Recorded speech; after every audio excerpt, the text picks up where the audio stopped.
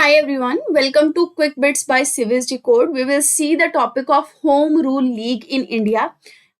दो लीग्स बनी थी, एक बाल गंगाधर तिलक जी के द्वारा और एक एनी बेसेंट के द्वारा। दोनों को इसमें स्टडी करेंगे और लास्ट में PYQs जो भी इससे रिलेटेड आए हैं वो भी चेक करेंगे। So let's start with the video.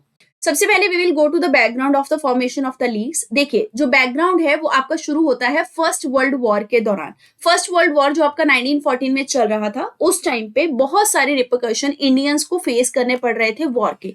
जैसे हाई टैक्स लगा दिया उनके ऊपर, हाई बर्डन जो है वो पुट किया कि आप वॉर में जबरदस्ती पार्टिसिपेट करो, सोल्जर्स ऐसे निकाले गए, है ना। तो ये जो वॉर के रिप्रेशन या रिपरकशन चल रहे थे इंडियंस के ऊपर, उसके लिए उनको ब्रिटिशर्स के खिलाफ आवाज उठानी थी। अब आप सोचेंगे कि वो आवाज उठा सकते थे कांग्रेस के साथ मिलकर, लेकिन कांग्रेस में भी इश्यू चल रहा था। कांग्रेस में जब 1905 का बंगाल का विभाजन हुआ था, उसके बाद कांग्रेस में सूरत स्प्लिट हुआ था 1907 में। तब कांग्रेस के अंदर मॉडरेट्स और एक्सट्रीमिस्ट जो विचारधारा वाले लोग थे वो आपस में बट गए थे। जब कांग्रेस के अंदर ही डिवीजन हो गया तो आम सी बात है, वहां पे कोई भी एक स्ट्रॉन्ग लीडर उभर के नजर नहीं आ रहा था जो कि ब्रिटिशर्स के खिलाफ आवाज उठा पाए। इस मौके पे आपकी ये होम रूल लीग मूवमेंट जो है वो आई, जिसने की एक लीडरशिप प्रोवाइड किया। उस टाइम पे जो गैप चल रहा था नेशनल फ्रीडम स्ट्रगल में, उसको फिल किया। तो फर्स्ट वर्ल्ड वॉर की बैकग्राउंड से ये चीजें शुरू हुई और ये मूवमेंट आपका होम रूल लीग जो है वो शुरू होता है फिर 1916 में और 18 तक काफी अच्छे तरीके से होल्ड करता है नेशनल फ्रीडम स्ट्रगल को। और इसके अलावा बाल गंगाधर तिलक, जिनको कि पहले जेल में डाल दिया गया था आफ्टर द सूरत स्प्लिट, अब वो जेल से रिलीज हो चुके थे। उनको ये लग रहा था कि जो भी डिवीजन हुआ है कांग्रेस के अंदर मॉडरेट्स और एक्सट्रीमिस्ट के बीच में, उसका एक मेजर कारण शायद वो है। वो उस चीज को, उस गलती को सही करना चाहते थे, इसलिए उन्होंने कॉमन लीडरशिप के अंतर्गत कोशिश किया ऐसे लीग को फॉर्म करने का, ताकि ब्रिटिशर्स के खिलाफ एकजुट होकर सब लोग फिर से खड़े हो सके। इसके अलावा ब्रिटिशर्स हमेशा से सुपीरियरिटी कॉम्प्लेक्स के अंदर रहते थे, लेकिन जब वर्ल्ड वॉर 1 हुआ तो काफी मतलब छोटे कंट्रीज थे जिन्होंने ब्रिटिशर्स को हराया, जिससे ब्रिटिशर्स का ये जो भ्रम था, डिल्यूजन था, वो भी डिसरप्ट हो चुका था। तो इसका मतलब Britishers were not that kind of powerful जितने की वो पहले थे। तो इसलिए इंडियंस को भी थोड़ी क्लैरिटी नजर आ रही थी कि ब्रिटिशर्स के खिलाफ अगर हम आवाज उठाएंगे सो डेफिनेटली हम भी आजादी जो है वो पा सकते हैं। अब ये जो आइडिया है, वर्ड जो है आपका होम रूल लीग, ये कहाँ से आता है? ये आता है आपका आयरिश होम रूल लीग से। आयरिश मतलब आयरलैंड के अंदर ऐसी होम रूल लीग पहले बनाई गई थी। होम रूल लीग का मतलब होता है कि आप होम रूल चाहते हैं, किसके अंडर चाहते हैं? ब्रिटिशर्स के अंडर ही चाहते हैं। तो ये सेल्फ गवर्नेंस का ही एक फिनोमिना है अंडर द ब्रिटिश रूल, जिसको हम होम रूल कहते हैं। अब बात करेंगे दो लीडर्स की, क्योंकि दोनों के द्वारा अलग अलग होम रूल लीग सेटअप की गई। क्या ऐसा था कि ये शुरू से अलग अलग होम रूल लीग्स को सेटअप करना चाहते थे? नहीं, बिल्कुल ऐसा नहीं था। दरअसल सबसे पहले एनी बेसेंट और बाल गंगाधर तिलक जी ने मिलकर कांग्रेस को ही कन्विंस करके एकजुट करने की कोशिश करी कि कांग्रेस को कन्विंस करके कांग्रेस के अंडर होम रूल लीग की जो मूवमेंट है उसको सेटअप किया जाए। तो फर्स्टली इन्होंने डिसाइड किया कि हम मॉडरेट्स और एक्सट्रीमिस्ट के जो लीडर्स हैं कांग्रेस के अंदर, उनको एकजुट करेंगे, कांग्रेस को एक बनाएंगे, साथ में कांग्रेस के साथ मुस्लिम लीग के मेंबर्स को भी जोड़ेंगे। तो जब हमारे पास एक यूनाइटेड फ्रंट तैयार हो जाएगा कांग्रेस के ही फॉर्म में, तो तब हम होम रूल लीग की मूवमेंट को स्टार्ट करेंगे। लेकिन इवेंचुअली क्या हुआ कि कांग्रेस ने या फिर मुस्लिम लीग ने एक पेज पे आने से पहले तो मना कर दिया, और फिर एक्सट्रीमिस्ट और मॉडरेट जो थे वो एक दूसरे के साथ राजी नहीं हो पा रहे थे। जब ये चीजें नहीं हो पाई और इसमें टाइम लग रहा था, तब सबसे पहले बाल गंगाधर तिलक जो थे उन्होंने अपनी लीग को सेटअप कर लिया अप्रैल 1916 में, क्योंकि उनको काम तो करना ही था ना ब्रिटिशर्स के रेजिस्टेंस के खिलाफ, या फिर ब्रिटिशर्स के ऑपरेशंस के खिलाफ, और लोगों के साथ एकजुट जुड़ना भी था, मासेस को हमेशा जोड़ के रखना था फ्रीडम स्ट्रगल में। तो उन्होंने अप्रैल 1916 में अपनी लीग को सेटअप किया। लेकिन अब ये थोड़े से चेंज पर्सन थे। जब आपका बंगाल विभाजन हुआ था 1905 में, उस समय पे बाल गंगाधर तिलक हमेशा कहते थे कि हमें दो हाथ करके ब्रिटिशर्स को धक्के मार के हमारे देश से निकालना होगा। हमेशा ये बात करते थे कि ओवरथ्रो करो गवर्नमेंट को, ब्रिटिशर्स की गवर्नमेंट को हटा दो। तो अब ये चेंज थे। अब इन्होंने ये कहा कि हम ना रिफॉर्म चाहते हैं ब्रिटिशर्स की गवर्नमेंट के अंदर ही, हम उनको ओवरथ्रो नहीं करना चाहते। इन्होंने स्वराज की डिमांड रखी, मतलब he wanted the self rule but under the British government, self rule or you can say the home rule, right? तो इसलिए होम रूल लीग इसको कहा गया। इसके अलावा जो सर्वेंट्स ऑफ इंडिया सोसाइटी के मेंबर थे, servants of India society Gopal Krishna Gokhale ji की बनाई गई सोसाइटी थी इंडियन लोगों को सर्व करने के लिए। सर्वेंट्स ऑफ इंडिया सोसाइटी के member can not be the member of home rule league set up by the Tilak, ये आपको ध्यान रखना है। पर ऐसा नहीं था कि ये फिर सोसाइटी के मेंबर कभी भी तिलक की लीग के साथ काम नहीं करते थे, काम करते थे, जैसे पैम्फलेट को पब्लिश कर दिया, पर ये मेंबरशिप इनको नहीं मिलती थी। अब बात करेंगे एनी बेसेंट की। इन्होंने अपनी लीग को अलग इसलिए सेटअप किया, दोनों मिलकर एक लीग इसलिए सेटअप नहीं किया क्योंकि दोनों के अंदर जो भी मेंबर्स हुआ करते थे उनकी कई बार आपस में नहीं बनती थी। तो इस झगड़े को ना होने देने के लिए, क्योंकि पहले भी स्प्लिट हो चुका था कांग्रेस का, ब्रिटिशर्स को मौका मिल जाता, तो इन्होंने सोचा कि अलग अलग तरीके से काम करते हैं, अलग अलग एजेंडा लेके काम करते हैं, लेकिन ऑब्जेक्टिव एक ही होगा हमारा कि मासेस को हमें अपने साथ कनेक्ट करना है फ्रीडम स्ट्रगल में। अब एनी बेसेंट की बात करते हैं। देखिए, इनका जो पॉलिटिकल करियर है वो इंग्लैंड में स्टार्ट होता है। ये 1893 में इंडिया में आई थियोसॉफिकल सोसाइटी के साथ काम करने के लिए। उसके बाद इंडिया के अंदर जो कंडीशंस इन्होंने देखी तो इनको लगा कि इंडिया के अंदर सेल्फ गवर्नमेंट जो है वो चाहिए होगी, मतलब इंडिया के अंदर भी होम रूल जो है वो होना चाहिए जैसा कि आयरलैंड के अंदर है, ठीक है। तो इसलिए उन्होंने कोशिश किया कि हम मासिस को जो है वो अपने साथ जोड़ने की कोशिश करते हैं। तो पहले इन्होंने भी ये तय किया कि मैं कांग्रेस और मुस्लिम लीग से सपोर्ट लूंगी, उसके बाद होम रूल लीग की जो मूवमेंट है वो अपनी चलाऊंगी, लेकिन दोनों ने डिनाई कर दिया। फिर धीरे धीरे करके इन्होंने कांग्रेस को कैसे करके कन्विंस किया, इन्होंने कांग्रेस को ये कहा कि मैं अपनी होम रूल लीग जो है वो नहीं सेटअप करूंगी अगर कांग्रेस कुछ रिफॉर्म्स जो है वो अपने अंदर करके चीजों को सही करे। जैसे कि कांग्रेस एजुकेशनल रिफॉर्म्स लेके आए, साथ में कांग्रेस लोकल लेवल की जो कमेटीज है उनको रिवाइव करे। अब लोकल कमेटीज को रिवाइव करना क्यों जरूरी था कि जितना लोकल लेवल पे कांग्रेस जाके पेनिट्रेट करेगी, उतना मासिस के साथ जुड़ेगी, उतने मेंबर्स बढ़ेंगे कांग्रेस के, उतना वो अच्छे से नेशनलिस्ट फिलोसफी को या फ्रीडम स्ट्रगल की फिलोसफी को लेके जा पाएगी। तो ये दोनों इन्होंने डिमांड रखी अपनी, लेकिन अनफॉर्चुनेटली कांग्रेस फेल हो गई। इनको दिखा नहीं कि इस तरीके का कोई काम कांग्रेस कर पा रही है। तो इन्होंने भी सितंबर 1916 में अपनी जो लीग है उसको सेटअप कर लिया। इन्होंने जॉर्ज अरुंडेले के साथ मिलकर अपनी जो लीग है वो सेटअप करी।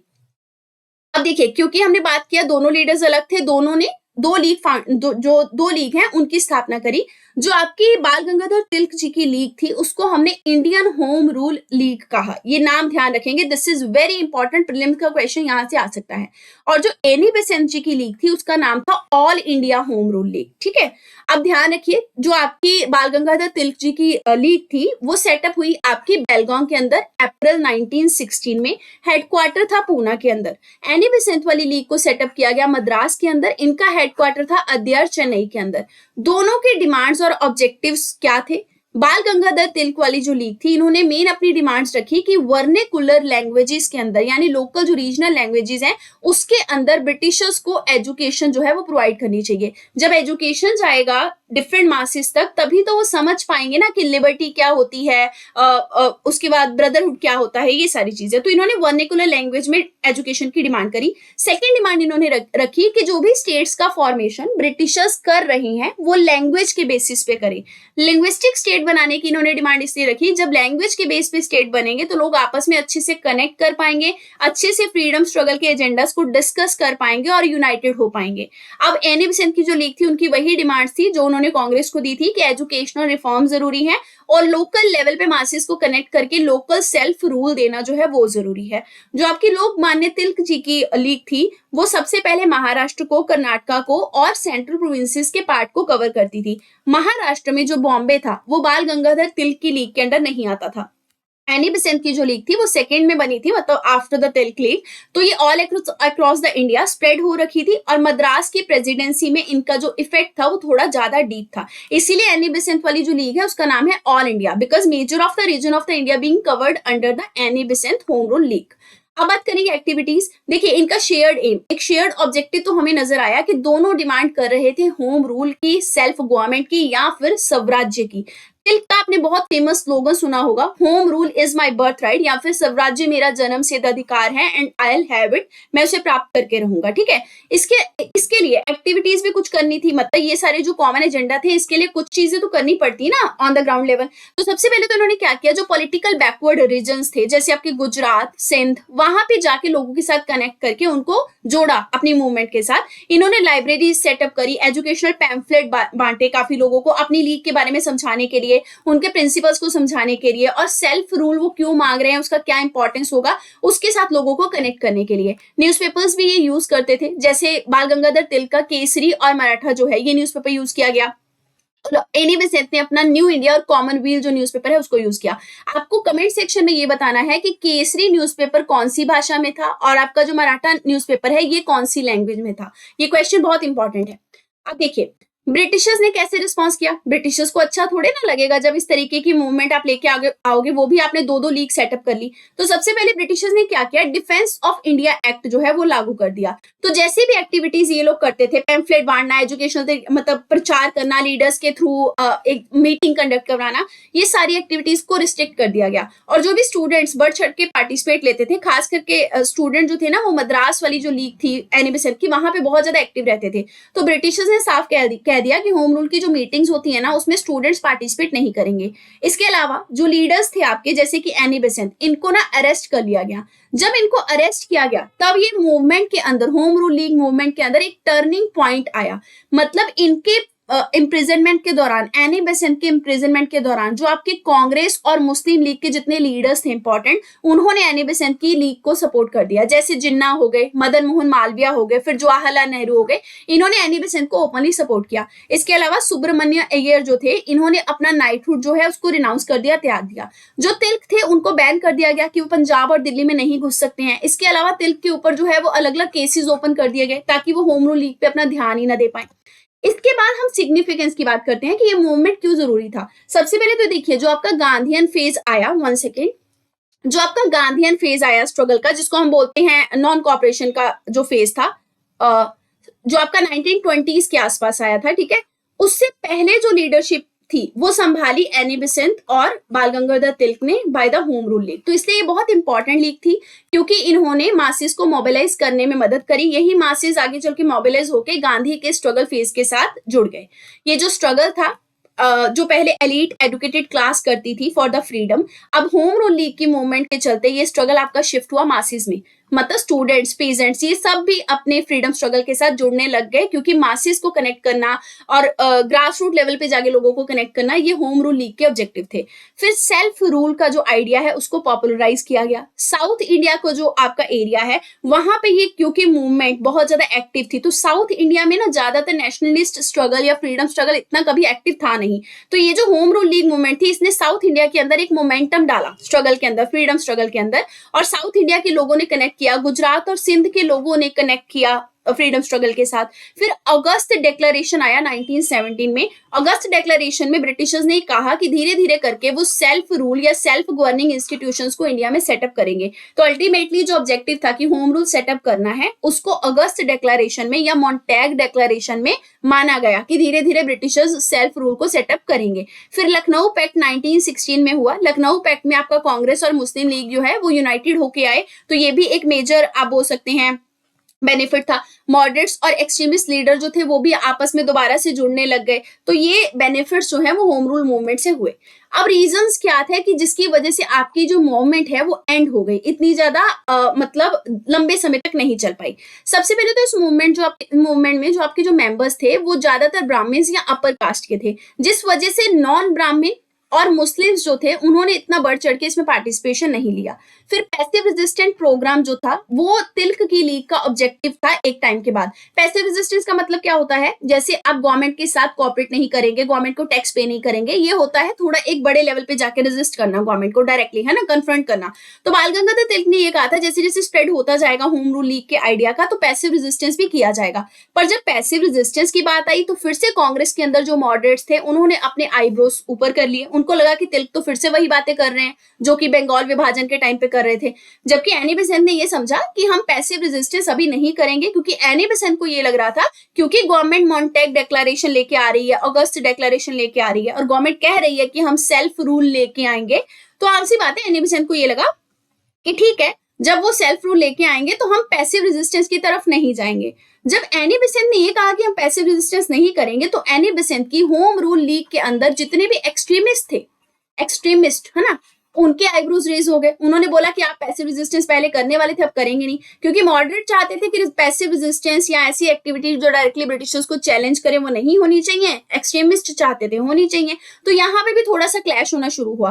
फिर तिलक जो थे वो अब्रॉड चले गए, केवल लीडरशिप आपके एनी बेसेंट के पास रह गई, वो इतने अच्छे से नहीं आगे इसको लीड कर पाई। 1920s में उसके बाद महात्मा गांधी जी आ जाते हैं और वो ऑल इंडिया स्ट्रगल का आइडिया पॉपुलराइज कर देते हैं। तो जिसके चलते इन्होंने फिर महात्मा गांधी ने all India home rule league जो थी उसका नाम स्वराज्य सभा कर दिया। बाद में 1921 में आपकी ये मर्ज कर दी गई कांग्रेस के साथ। पर फिर भी हम कहेंगे कि ड्यूरिंग दैट पीरियड जहां पे आपका फ्रीडम स्ट्रगल के अंदर एक गैप चल रहा था, लोगों को लीडरशिप नहीं नजर आ रही थी किसी के अंदर और लोगों की बात किसी को नहीं समझ आ रही थी, वहां पे होम रूल लीग जैसी मूवमेंट ने एक स्वराज्य का आइडिया जो है वो उसको एस्टेब्लिश करने में मदद करी।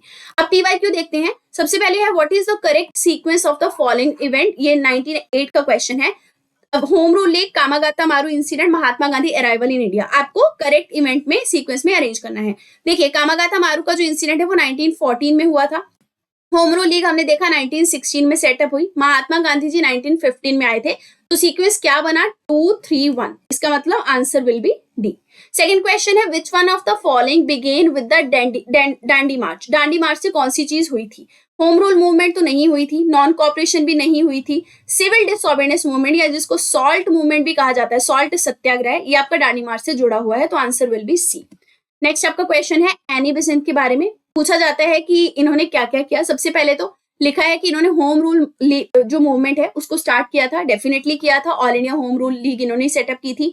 ये थियोसॉफिकल सोसाइटी की फाउंडर थी। क्या मैंने पीछे बोला? नहीं, मैंने कहा कि थियोसॉफिकल सोसाइटी के अंतर्गत ये 1893 में इंडिया में आई थी। थियोसॉफिकल जो सोसाइटी है वो आपकी मैडम वो आपकी सेटअप की गई थी ऑलकॉट के द्वारा, ठीक है, ऑलकॉट के द्वारा और बॉलवाटसिक के द्वारा। तो थियोसॉफिकल सोसाइटी की फाउंडर ये नहीं थी।